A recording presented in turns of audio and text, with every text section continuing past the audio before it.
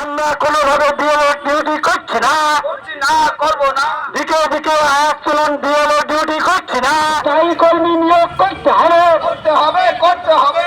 নির্বাচন কমিশনকে স্থায়ী কর্মচারী নিয়োগ করতে হবে, করতে হবে। বিএলও ডিউটি প্রতিরোধ মঞ্চ জিন্দাবাদ।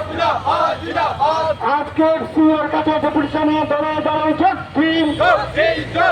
বিএলও ডিউটি করছি না এই দাবিতে সমস্ত শিক্ষক শিক্ষাকর্মী এখন আমরা বিএলও ডিউটি করছি না।